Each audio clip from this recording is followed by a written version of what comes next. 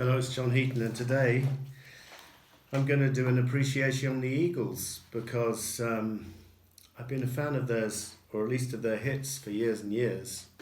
And then just this week I picked up this box set of their 6 albums all in one for like £12, the equivalent, which I thought was a complete bargain. I don't try not to buy CDs these days, but because I'd never owned any of the original albums on CD, only greatest hits. I grew up with this greatest hits first, back in the late 80s, played this to death, and actually managed to lose the CD. I remember I took my car to a car wash and got the garage guy to do an inside and outside job for me, and when I came back the CD was missing from the player, so I hope he's enjoying it. And then I managed to replace it years later with this other compilation which has the same track listing, adding another 4 tracks from their albums,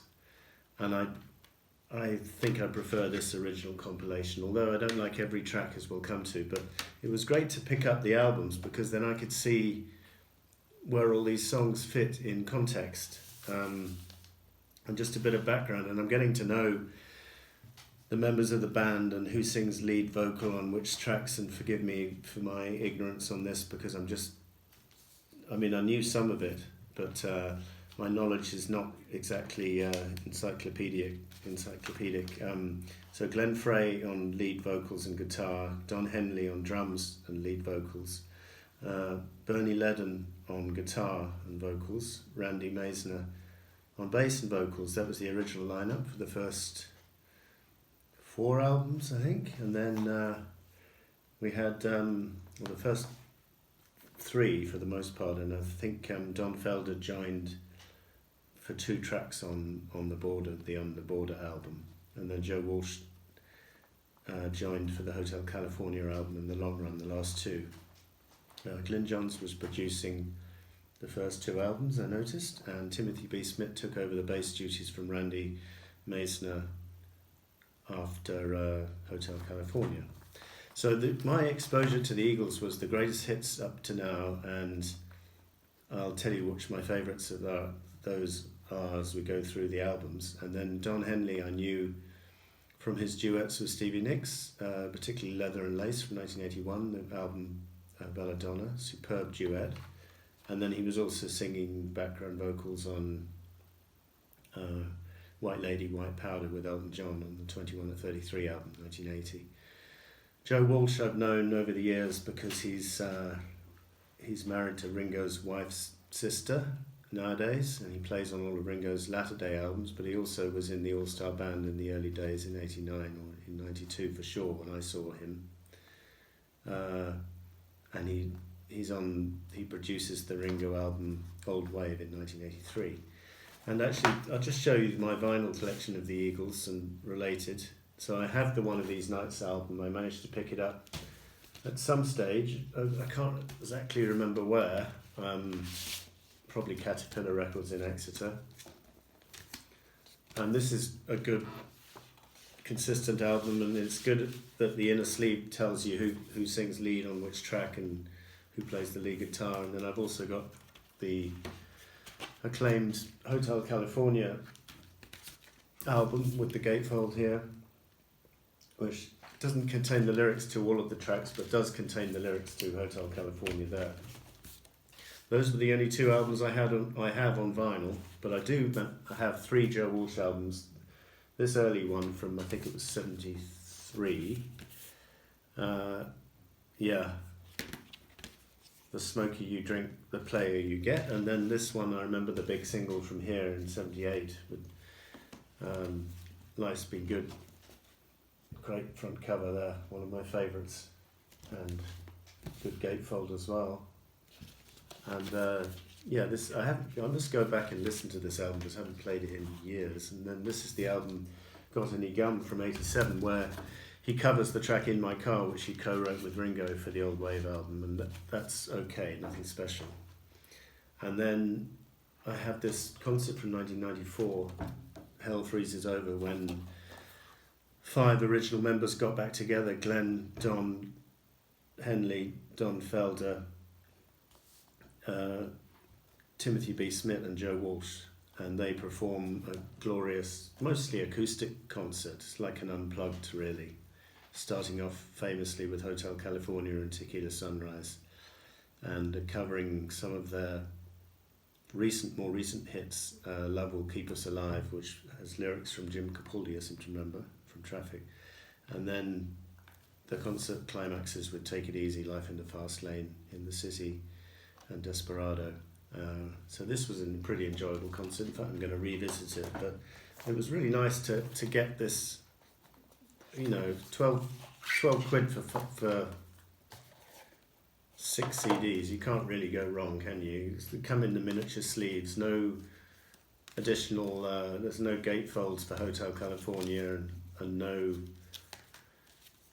track credits really. I mean, a little bit on here in the long run, but so slightly budget packaging, shall we say, but the main thing is to have them on CD, because I find listening to Spotify a little bit unsatisfactory, so I like to have the CDs, and for that price I couldn't pass them by. And I just wanted to tell you my views. I think the debut album is a delight.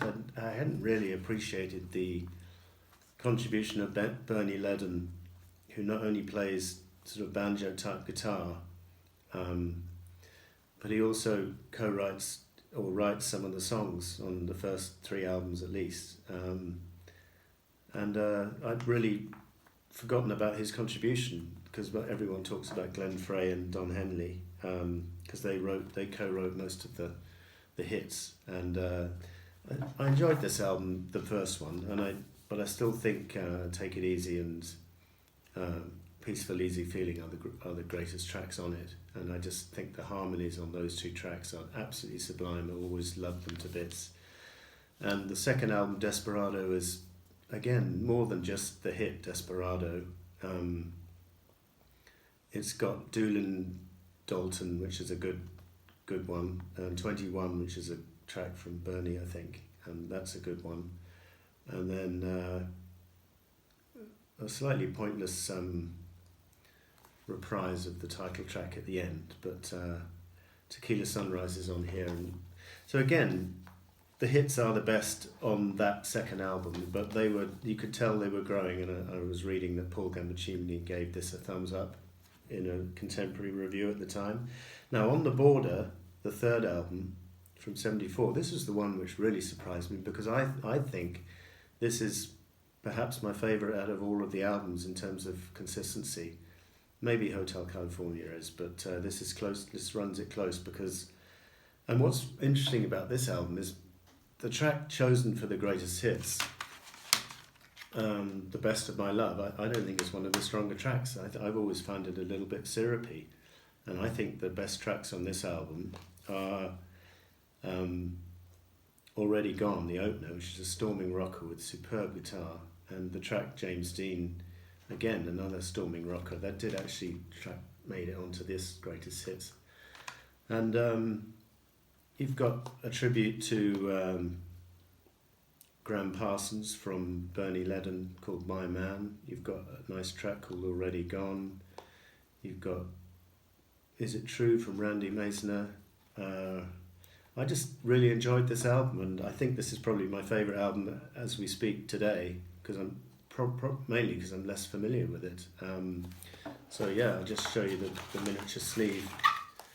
It's this one, which is not a particularly good cover, but and this was the first album, and then this was the second, the Desperado, and then they followed it with One of These Nights in '75. Now this album is a bit of a mixture, because the title track is going disco, and I don't particularly like the direction that song is going for this band. I think they were better as a rock band or as a ballad band, or a power ballad, shall we say, and I don't think this track is one of the highlights on here. It was never one of my favourites, and I don't think it's one of the highlights on this album, and it's a bit unfortunate that it leads off the whole thing.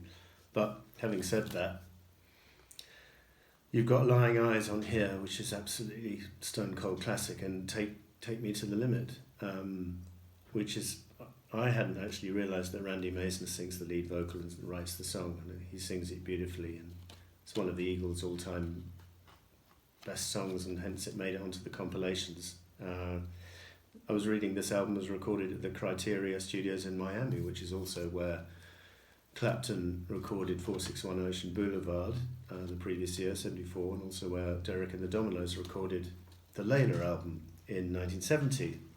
So small world. And then in 76 they came up with what Don Henley said was their most consistent and their tour de force. Certainly starts off absolutely mesmerizingly, because you're starting off with the title track, which just, even though it's been overplayed, it's just one of those tracks which is, it's so brilliant that one doesn't quite know where to start. And I'm talking about the words, the vocal, the drum entry, the bass playing, and the superb guitar from Don Felder and Joe Walsh mainly. I think the lead guitar, just absolutely superb. And I used to play air guitar to this song for years, back in the day. And so the album starts off with that, and then goes into the other two hits from the album, New Kid in Town and Life in the Fast Lane. But this album isn't just a three-card trick. They also got great tracks like The Last Resort and Pretty Maids All in a Row from Joe Walsh is another highlight for me. And this is a very consistent album. And then they signed off album-wise with this, The Long Run, which was a long-awaited follow-up, came out in '79, so it would have been a similar period of, a similar gap of 3 years to the one we had from Stevie Wonder, from Songs in the Key of Life to Secret Life of Plants, and maybe similar to that Stevie Wonder album, which was greeted as a disappointment by the critics, even though it had its moments. This album was also viewed as a considerable come down after Hotel California. Well, maybe it is, but it's still got its moments. And Timothy B. Smith contributes I Can't Tell You Why, which is a nice ballad, not particularly brilliant, but it did make this compilation. And In the City from Joe Walsh is okay. I don't particularly love it, but the singles Heartache Tonight and the title track The Long Run, and it's interesting to hear The Long Run in context as the lead-off track for here. Well, I think it works really well, whereas on this album as the last track I felt it was a bit lost and didn't really belong, but it was good to hear it. It's good to hear all these hits in their original context. And I also like The Sad Cafe at the end and some other good numbers on here. Those Shoes is particularly memorable. I've only listened to these albums one or two times each, so I need to get familiar with them, and then I can give a comprehensive opinion. But I have a lot of time for the Eagles. I know a lot of people find them a little bit middle of the road, but I think that's in a good way for me. And Bob Dylan once made the remark that all the Eagles songs are really good, but you know each chord before it happens. They're a little bit predictable. Well, I think he later did say that he really liked them. So I think they're a supremely talented band with another one example of this. Not happen too often that to have a band that you've got two or three great songwriters in, because Don Henley contributed, as we know, massively. Glenn Frey, who sadly passed away in 2016, and Bernie Ledden and Randy Meisner, and then the others, Joe Walsh and Timothy B. Smith, when they joined the band. Everyone was contributing, and I think the variety in the lead vocal, even though I wasn't aware of who was singing what up until recently, and still not completely aware, I think it makes for a more interesting listening experience, and I certainly had underrated these albums, and I'm looking forward to getting to know them properly and treating them more as an album band than just the hits. So that was my view on the Eagles. Thank you for watching. See you next time.